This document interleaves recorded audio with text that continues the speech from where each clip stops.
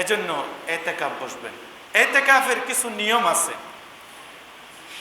ইতিকাফ শাব্দিক অর্থ হলো অবস্থান করা। কি করা? অবস্থান করা, স্থায়ীভাবে কোনো আল্লাহর ঘরে অবস্থান করা। পরিভাষায় ইতিকাফ হলো আল্লাহর ইবাদতের নিয়তে কোনো জামে মসজিদে, যেখানে পঞ্জাগানা ইমাম মুয়াজ্জিন সাহেব জুমার নামাজ ঠিকমতো 5 ওয়াক্ত আজান হয় এবং সামাজিক মসজিদ, ওই মসজিদে আল্লাহর ইবাদতের নিয়তে অবস্থান করার নাম পরিভাষায় ইতিকাফ বলা হয়। পড়েন আলহামদুলিল্লাহ। এবং এই ইতিকাফ 3 প্রকার। কয় প্রকার? 3 প্রকার। একটা হলো সুন্নাহ, আরেকটা হলো নফল, আরেকটা হলো ওয়াজিব, আরেকটা হলো ওয়াজিব। সুন্নাহ ইতিকাফ বলা হয় যেটা আমরা প্রতি রমজানে শেষ দশকে বসি এবং রাসূল পাক সাল্লাল্লাহু আলাইহি ওয়াসাল্লাম এই নির্দেশ প্রদান করেছেন। এটা হলো সুন্নাহ। আরেকটা হলো নফল ইতিকাফ। আমরা প্রতি সময় 5 ওয়াক্ত নামাজে মসজিদে যখনই ঢুকি, আমরা ডান পা দিয়ে ঢোকার সময় ইতিকাফের নিয়ত করতে হয়। ইতিকাফের নিয়ত করতে হয়। এটা হলো নফল ইতিকাফ। আমি যতক্ষণ থাকবো ইতিকাফের নিয়তে যদি আমি ঢুকি, তাহলে ইতিকাফের সওয়াব আল্লাহ আমাকে দিয়ে দিবেন। পড়েন আলহামদুলিল্লাহ। আরেকটা হলো ওয়াজিব। আপনি মানত করেছেন আমার এই কাজটা সাকসেস হয়ে গেলে মসজিদে আমি 3 দিন ইতিকাফ বসবো, এটা আপনার জন্য কি? ওয়াজিব। অথবা কোনো ব্যক্তি ইতিকাফে বসেছে, বসার পর কোনো কারণে তার ইতিকাফ ভেঙে গেছে, ওই ইতিকাফ পূর্ণ করে দেওয়াটা তার জন্য ওয়াজিব। কথা বুঝতে পেরেছেন? এজন্য এই যদি সুন্নতে মুআক্কাদা আলাল কিফায়া, অর্থাৎ শেষ দশকে ইতিকাফ বসা সুন্নতে মুআক্কাদা আলাল কিফায়া, তার মানে সমাজের কোনো না কোনো ব্যক্তি থেকে বসতেই হবে। যদি একজনও না বসে, একজনও যদি না বসে, সব লোকগুলা গুনাহগারের আওতায় চলে আসবে। বলেন নাউজুবিল্লাহ। আপনারা কি সেটা চান? তাহলে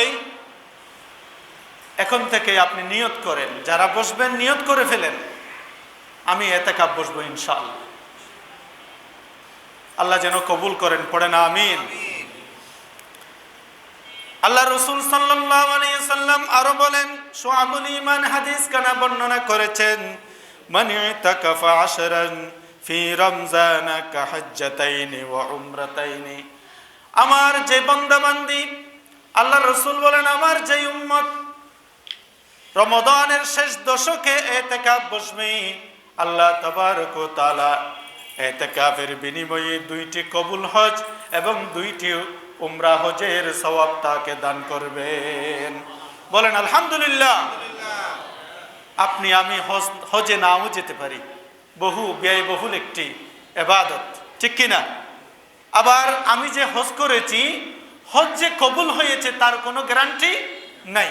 কিন্তু ইতিকাফে বসলে আল্লাহ বলেন 2টি কবুল হজ এবং 2টি কবুল উমরা হজের সওয়াব আল্লাহ ওই ইতিকাফকারী ব্যক্তিকে দান করবেন।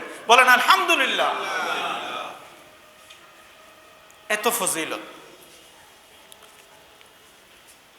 সহিহ বুখারীর বর্ণনায় আল্লাহ রাসূল নবুয়তের জবানে ঘোষণা দেন, কানান নবী সাল্লাল্লাহু আলাইহি ওয়াসাল্লাম ইয়াতাকিফু ফি কুল্লি রমাদান 10 আইয়াম।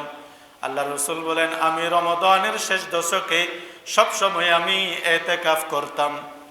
ফালাম্মা কানা আল-আম আল্লাযী কুবিজা ফীহি, আমি যেই বছর দুনিয়া থেকে পর্দা করব ওই বছর আ'তাকিফা 20 আমি 20 দিন ইতিকাফ করেছি। বলেন আলহামদুলিল্লাহ।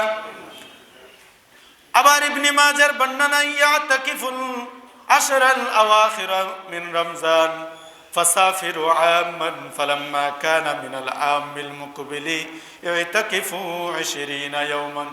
আল্লাহ রাসূল যখন কোন সফরে যেতেন, সফরে যাওয়ার কারণে যদি রমাদানের শেষ দশকে ইতিকাফ বসতে না পারেন, আল্লাহ রাসূল বলেন ফালাম্মা কানা মিনাল আমিল মুতাকাব্বিল ইতিকাফ 20 পরের বছর তিনি 20 দিন ইতিকাফ করতেন। বলেন আলহামদুলিল্লাহ। শুধু তাই নয়, যেই ব্যক্তি ইতিকাফ বসবে তার সম্পর্কে আল্লাহর রাসূল বলেন, শুআবুল ঈমান হাদিস কানা নকল করেছেন, মান ইতিকাফা ইয়াওমান ইবতিগা ওয়াজহিল্লাহ, যে ব্যক্তি আল্লাহর সন্তুষ্টির জন্য একটা দিন শুধু ইতিকাফ করবে। কয়টা দিন? একটা দিন শুধু ইতিকাফ করবে। জাআলাল্লাহু বাইনাহু ওয়া বাইনান নারি সালাসা খানাদিক, তার থেকে এবং জাহান্নাম, তার এবং জাহান্নামের দূরত্ব 3 খন্দক পর্যন্ত দূরত্ব হয়ে যাবে। কয় খন্দক? 3 খন্দক। আবাদা মা বাইনাল খাফিকাইন, এক খন্দকের পরিমাণ হচ্ছে আসমান এবং জমিনের দূরত্ব যত। সুবহানাল্লাহ বলবেন না?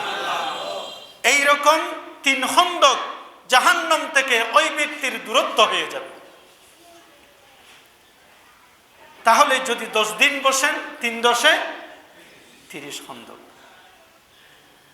জোরে বলুন আল্লাহু আকবার। আল্লাহ যেন এই আমলটুকু আমাদের করার তৌফিক দান করেন। পড়েন আমিন।